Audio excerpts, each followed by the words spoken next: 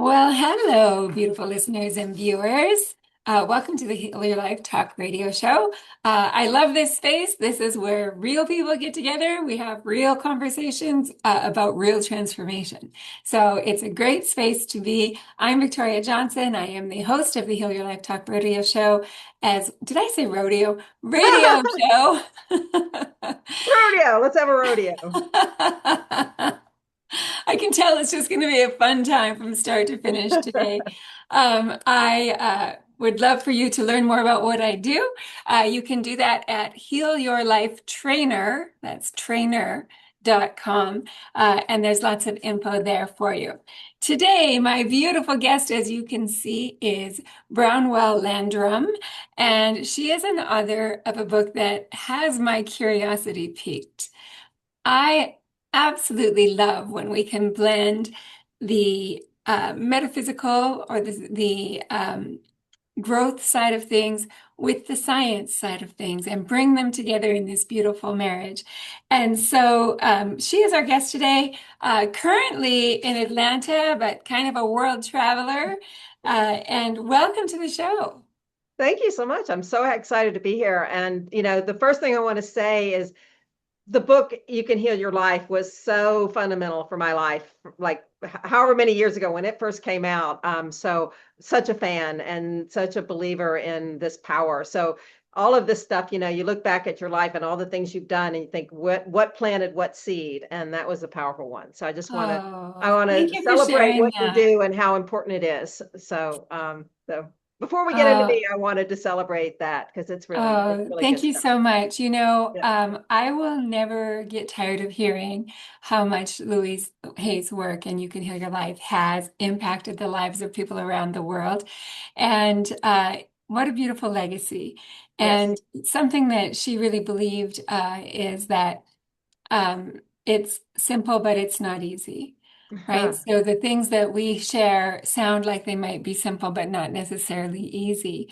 And I get the feeling that your book also runs along those lines. And so I was reading through some of your notes for your book and so on. And one of the things you say is that wishing isn't just birthday candles and shooting stars.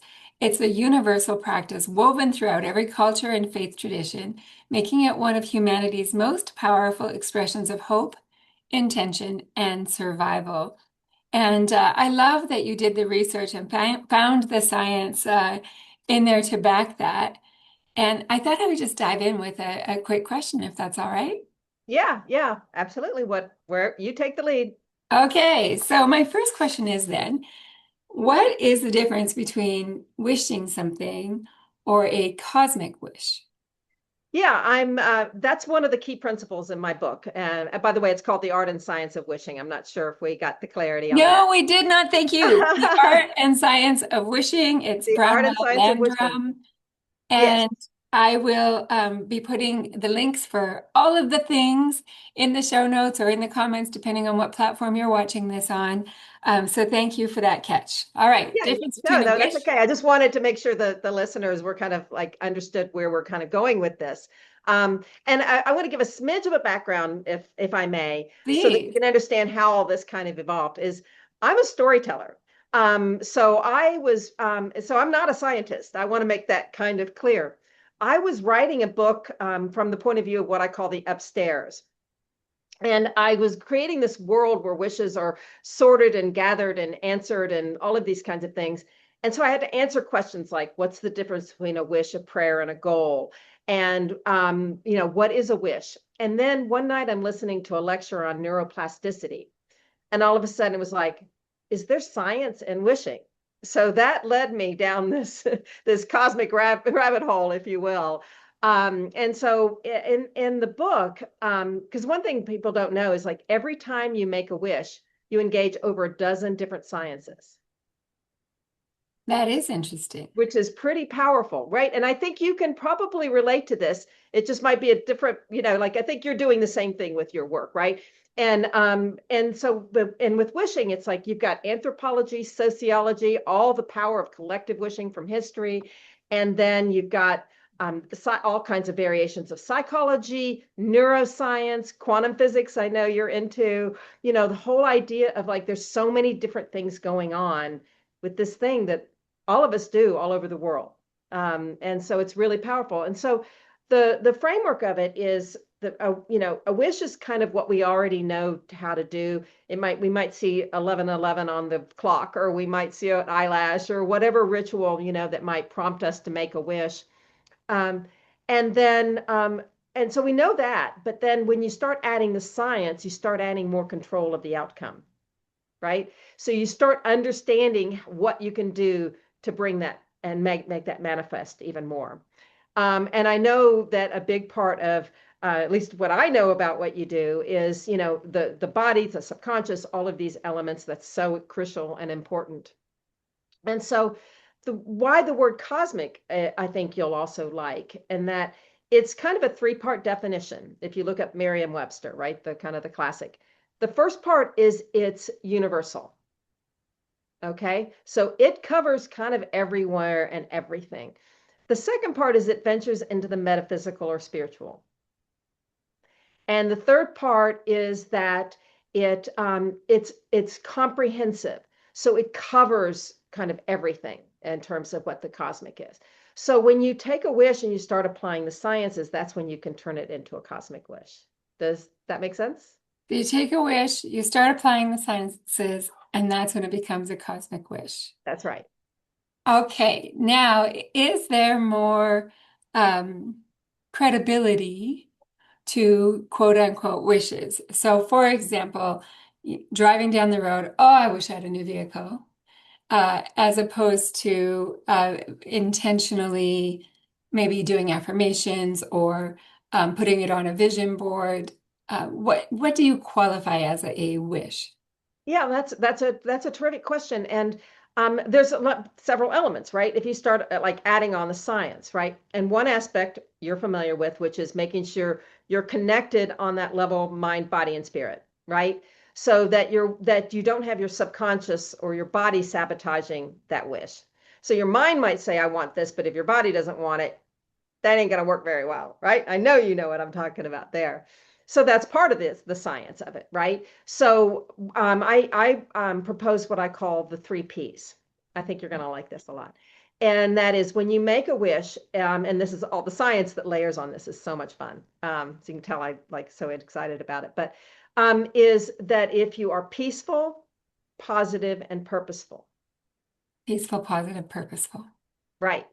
So Ah, peaceful means you get into a grounded space, which again, I know you know, right? And that you're really feeling this level of peace. I'm currently writing a children's book, and I have like these images of the before and after for peaceful. One is this girl nervous, she's taking an exam, and the other is she gets into a peaceful place. She's going to be more effective on the exam. It brings out, enhances creativity, does all these things on a psychological level, on a physiological level to make you more effective, right? And then the positive means you're wishing for, not against. mm-hmm. And one of the other layers that comes into a wish, like the one you just mentioned, like I wish I had a new car, is making sure you get clear on the difference between a want and a need. Okay, can you explain that some more? Yeah, because that's really a fun aspect to get to. Is really the easiest explanation is if you can look at Star Wars, right? And at the beginning of Star Wars, Luke wanted adventure with his friends, right? That was his wish. But what he needed was to find his purpose, Okay. right? Okay. So should your wish then be a need? It should get into your baser needs, right? So that you can understand this is what you really need. So if you say, I want a wish for $1 million, what is it that can do for you? Right? In other words, is it because you want $1 million to pay for your kids' education? That's going to shift the energy of your wish to manifest it better, Right. right? And if you wish for a new car, is it because you want to show up your neighbor? Not exactly the most positive aspect of wishing, right? Yeah. And also not the satisfying, because you get it, and then okay, well then the neighbor gets another nicer one. Like you're just playing this game. That's not so much fun, which gets to the third P, which is purposeful. And if you are wishing for something that engages and or helps other people, that's when it's magnified. I mean, like 2 or 3 times the level of magnification when you're wishing together. In fact, one of the things I know we'll get to, but is that I think would be so much fun for you and your groups is to do what I call wish circles where people are wishing together. Because when you start doing that together, and you follow the science, which means, guess what? Neuroplasticity means you need to repeat it, which is another difference in what you're talking about, right? When people are making that wish, oh, I wish for a new car, if they just throw it out to the ethers on a lot of levels, like on a neuroscience level, it's not embedded, right? And on a spiritual level, if you want to take it to that level, your spiritual guides or whoever, whatever you call that in your whatever belief system, they need to know you really want it too, right? So repeating it just once a day for over 8 weeks, which I'm sure you know the neuroplasticity of that, is what starts reinforcing it and allows you to kind of keep adapting it, improving it, and getting clarity on that wish. Right. And that's a benefit of a vision board is that gives you something to look at to remind yourself. I'm just saying a Yes. little addition to that. Yeah. It's interesting that you mentioned something like about a vision board because I know a lot of people believe I have different opinions, but a lot of people believe I just need to like make my wish, throw it out into the cosmic, the universe, and then that's all I need to do. I personally disagree. I believe in Yeah. repetition. I Yeah. believe in taking action. But the vision board concept, so you put it on a vision board. I look up because I have one there. Oh, good. So we put it on a vision board. Um, and what else do we need to do? Right. Well, again, the 3 Ps are important when you're making the wish so that you're Yes. in alignment on that. Like on the, I'll give you an example for the positive on the children's book, just because it's so clear and visual, is the first, the before picture is a kind of an older sister with a much younger sister. And the younger sister's trying to get her attention. And the older sister's like, I wish my sister would leave me alone. I'm too busy, right? She's got all these books in front of her. And then she shifts her wish and says, I wish I had more time for my sister. And then you see them playing. Oh, yes. Okay. What a beautiful shift that is. Right. Yes. Right. Yes. And that really, so we spend a lot of time on the things we don't want. Yes. And in fact, you'll probably like this. I call it the motivation matrix that's also mentioned in the book. And that is 4 quadrants. So you can imagine, Hmm. four Yes. square. One column is want, the other column is don't want. And then Hmm. the row is have and don't have. So Yes. you have a quadrant of what you want that you have. Those are the things you nurture and appreciate, which we don't often do enough.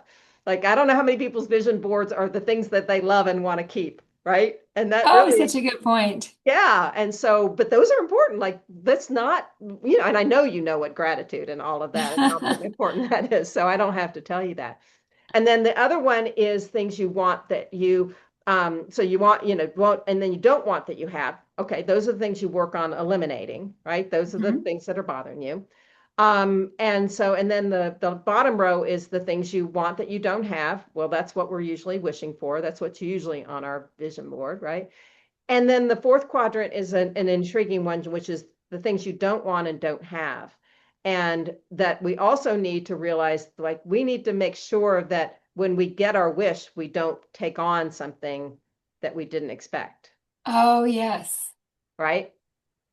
I So love there's, how organized this is. yeah, there's so many things like that. And then to look, so, it's important, like we said, to look at the 3 selves, and then I have the 3 Ps. So having that vision board is beautiful and powerful and wonderful. And are you also processing it on all of these levels?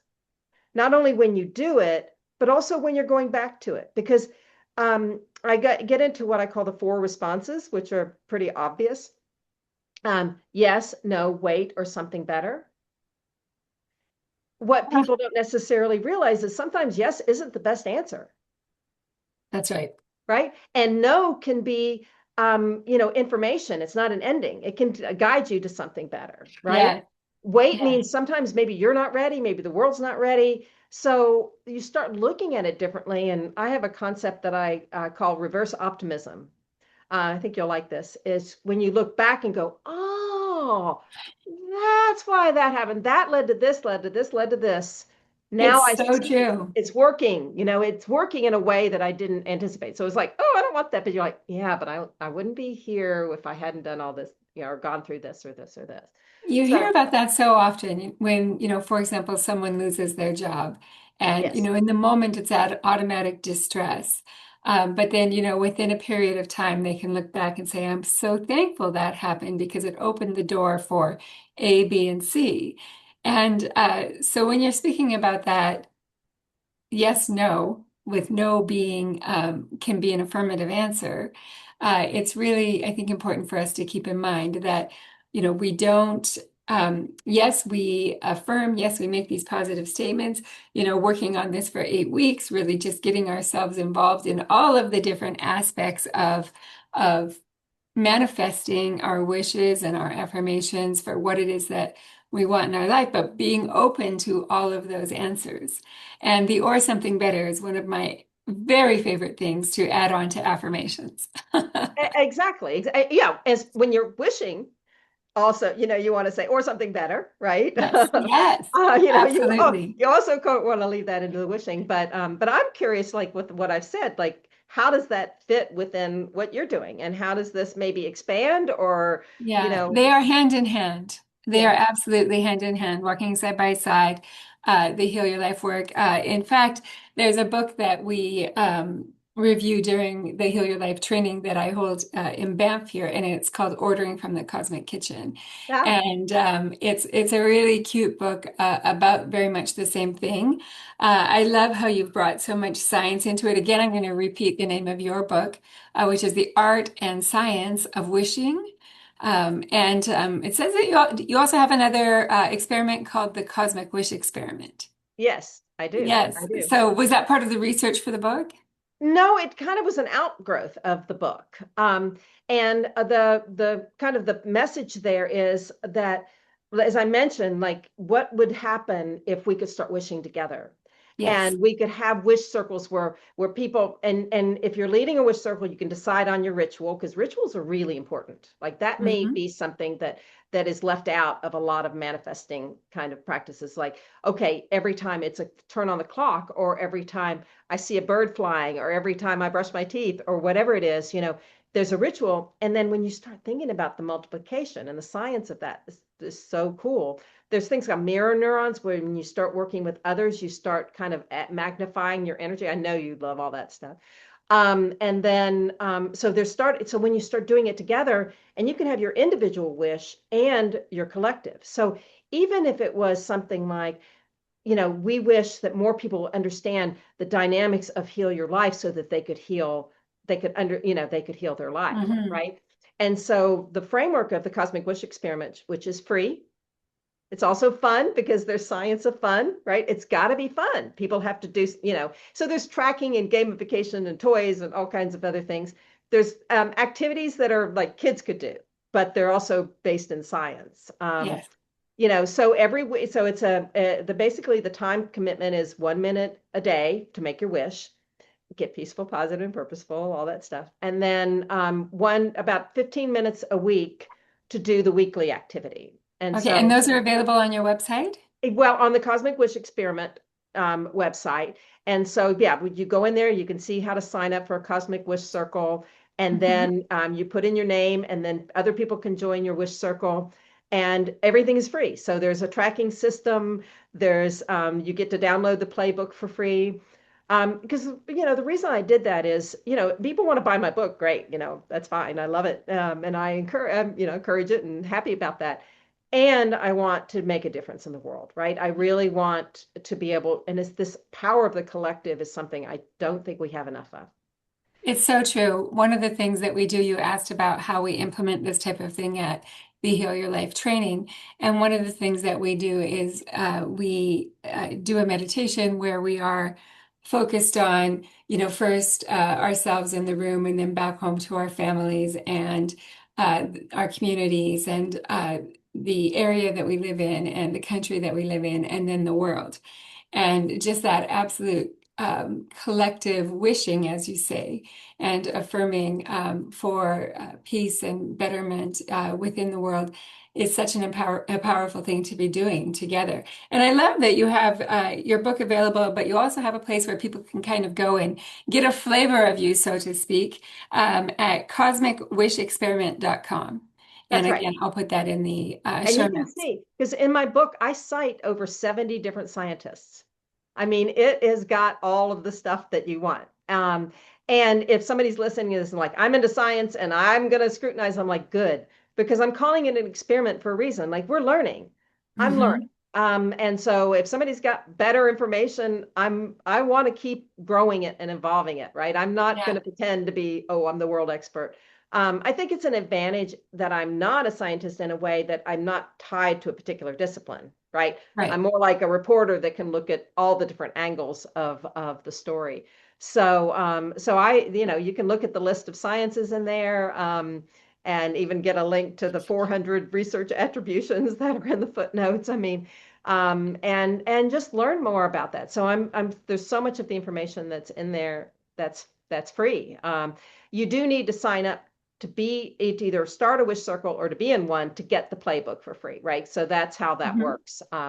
But other than that, it's just a fun place to let people start wishing together, because I think, are you familiar with the David Hawkins power versus force? Are you familiar I'm with not, no. that research?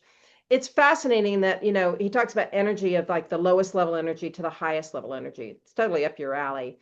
And that we're spending a lot of our time down in these lower levels, like between despair and anger and despair and anger. Yeah, And what we need to do is we need to get up here. that's We need right. to get to these higher places. And then that's when we can start creating change. Yes. And that when we start doing things for others, like my children's book, again, for the purposeful one, the before picture is a boy and he's in front of a mirror and he's got a towel around his neck and he's looking in the mirror and he says, I want to be a superhero, or I wish to be a superhero. And then the after picture is, I wish to be a superhero so I can help people. And the reflection in the mirror is all these people there to support him and help him. Beautiful. Right? Well, that leads into something else I wanted to ask you. You Yeah. talked earlier about, having a passion and wanting to make a difference. What difference is it that you want to make, if you could define that? Um, just that if we could start, I start looking at these kinds of things, and I am, I'll of course I'll approve the wishes so that that they fit a peaceful, positive, and purposeful. So if somebody wants to do a wish circle and it's something negative, either I'll work with them or not, not invite them, so to speak. Um, but there's so many beautiful things. I mean, I've got somebody wanting to do a wish circle for helping animals, Yeah. right? I've got another one that wants to do a wish circle about refugees and helping them be able to have the strength and the resources to stay in their homelands. I've got another one that wants to do a wish circle kind of similar to what you might do, which is about loving your body and nurturing and taking care of your body. So, I mean, all of these things are so powerful. And so I just feel like, my first book, which we didn't mention, is called Five Reasons Why Bad Things Happen. And Yes, I wanted to talk about that. So let's get back yeah, to you. yeah. And so that one kind of led that was the beginning of me writing all of these kinds of things. Then I wrote all kind of metaphysical novels and reincarnation love stories and all these other things that I woven in. So that's another personality of mine. But that set this foundation for like all of a sudden, and I published 4 books last year, and one of them was the Hero's Playbook that deals with the Joseph Campbell and the hero's journey and how to bring out the hero. And so it's kind of funny when I'm working on this cosmic wish experiment and on this art and science of wishing, like everything I've ever done in my life has led to this, like all of the foundations of everything I've done. So that's my wish, is to have people start understanding the power that they have in their wishing, if they can make it cosmic, I guess would be a way to say that. That's beautiful. And what a beautiful passion and purpose to have in this world, to leave it a higher vibrating place. Just to Thank you. wrap up, well, first of all, let's just talk really quick about the five reasons why bad things happen. Um, Yes. can Well, you give you'll us that in appreciate. a nutshell? Yeah, well, you'll appreciate that, because one of them is subconscious sabotage, right? And that's when your body is at odds with you And so like a good example is a friend of mine was workaholic, and she was going to work all I know you'll love this, was going to work all Labor Day weekend. And she goes out to get takeout food and trips over the curb on her way out of the takeout food, and she's in bed all weekend. And that's her body going, nope, I am not working all weekend. I don't care what you say. I'm going to fight you on that. Right. Yes. So the thing that they all have in common, which I think also is, and I'm sure Louise Hay and You Can Heal Your Life all fit into my consciousness while I was writing it, is the fact that they all are to get you to change something. There's Mhm. something, it's a motivation, a message for you to change. And once you start understanding where to change, that's when the healing can happen. So that's kind of the message in that book. Yes. Oh, beautiful. Well, I have two final questions for you. Sure. The first one would be, what about those people who uh, think they're too old to wish? Wish is something that children do on their birthday cake. Um, where do they start? I think, I have a whole chapter on skeptics, which, and it's actually called Fun with Skeptics, because they are really fun, and they actually enhance an organization or group success like you wouldn't believe. You start showing them the science, and then give them some tools to practice it a little differently. Okay, so the And so, person watching at home right now, who is the yes. skeptic, what's one thing they can do to move towards having an open mind towards wishing? Well, I mean, the obvious answer is I'm going to say read my book, because you'll see the science, right? And it's not because I'm trying to hawk the book, Hey, except there's nothing that, wrong with selling your book too. yeah, but it's not like self-serving. It's because it's all there. Like It's when all they there. start Right. seeing the power of the science and the 70 something scientists that are in there, and then I say, why not? It's fun to do. It's easy to do. It's free to Yes. do. And Right? Just open absolutely, up to why that. not? What have you got to lose? Why not? I mean, let's have some more fun in our life. It's like saying, why can't you have more fun? Well, this is fun, you know? It's so And true. it's not too So old to have true. fun, hopefully. Okay, and my second question is, where can people find your books? Yeah, well, I'm the only Brownell Landrum in the world, so that makes it really easy. And I'm on Amazon. I'm also on Apple Books and Google Play and all of the kind of the Okay. main books. Probably not in your bookstore at this point, but and then you can find me on all the social media. I have a YouTube channel that I'm starting to grow, so please look out for that, because it's going to have some. Like one of the shows I'm working on is what would the characters from The Big Bang Theory think about the art and science of wishing? Yes. You That know? I love doing things like that and just applying characters that we're all familiar with and how they would likely respond to situations. That's I right. So asked you there's if you going to be all had, kinds of fun stuff like that. So look yes. out for that. I asked you if you had a favorite quote or a favorite affirmation, and you said your favorite quote would be, "It doesn't matter if it's true, it only matters that it's truth." That's it. Yeah. What does You want to that, know where that's from? sure, or what it means to you? Well, it came to me. I launched a trilogy of novels last year called We Meet Again, and it's this epic reincarnation mystery and love story about a famous couple from history who are reunited today to fulfill a prophecy that'll change the world. So it's kind of like an Outlander, Da Vinci Code love story, thing, and it gets into the metaphysical and, of course, into reincarnation. And also, by the way, you don't have to believe in that. You don't even have to have a belief system in anything spiritual to follow the science of the art and science of wishing. But this is what I do in my fun time as I write these kinds of stories. And the main character, I'm hesitant to give it away, but the one that's, I will say, a very famous medieval writer came to me in a vision and gave me that quote. Uh, Because I was like, I'm writing about you. How do you feel about it? And that's the response was, it doesn't matter if it's true. It only matters that it's truth. So it's love okay if I it. make up a fiction. Like the motto for my novels is lose yourself in the fiction, find yourself in the truth. And this was his response to me saying, it doesn't matter if it's true. It only matters that it's truth. And I just, Well, I love that that felt you are really good. connected consciously and subconsciously, and that you are putting all this positivity out into the world. Thank you. And You thank too. you so, and thank you. And thank you so much for being on the show today. To everyone watching and listening, thanks for sticking with us to the end. I'm Victoria Johnson. You can learn more about me at healyourlifetrainer.com. And then also I'm going to put all of Brownell's contact information in the show notes so that you can find all of her books as well as her free programs for you and the Wish Experiment as well. So exciting. Thanks Thank you. again for being on the show. I was blessed. Thank you for having me.